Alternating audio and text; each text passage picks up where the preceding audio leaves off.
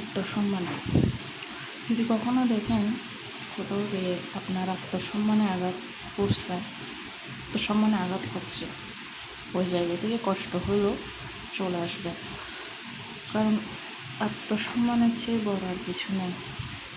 সেটা হোক আপনার আত্মীয় কাছ, আপনার বন্ধু, আপনার স্বামী বা স্ত্রী, যে কোনো কেউ, এভরিওয়ান।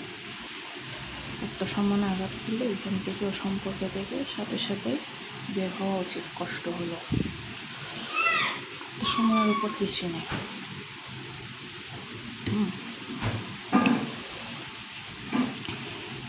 অনেক মানুষ আছে রাগের মাথায় আপনাকে যা ইচ্ছে তাই বলবে, আপনার আত্মসম্মানে আঘাত করবে, আপনাকে ছোট করবে,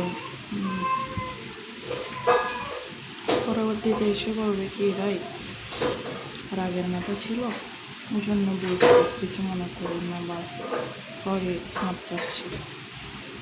আসলে ওই মানুষগুলোকে কখনো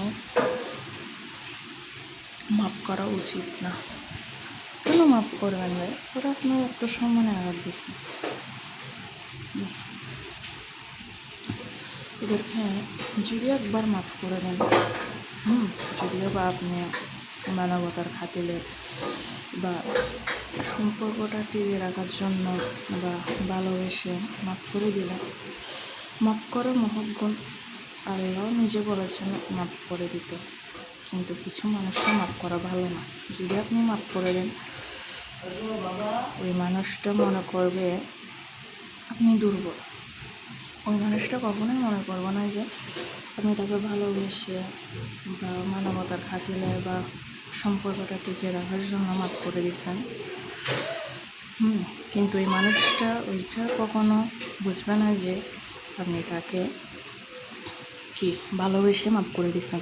ওই মানুষটা ওইটাই মনে করবে যে আপনি দুর্বল, এই জন্য মাফ করে দিয়েছেন, হয়তো তাকে আপনার প্রয়োজন। ভুলটা কখনো করবেন না ভাই।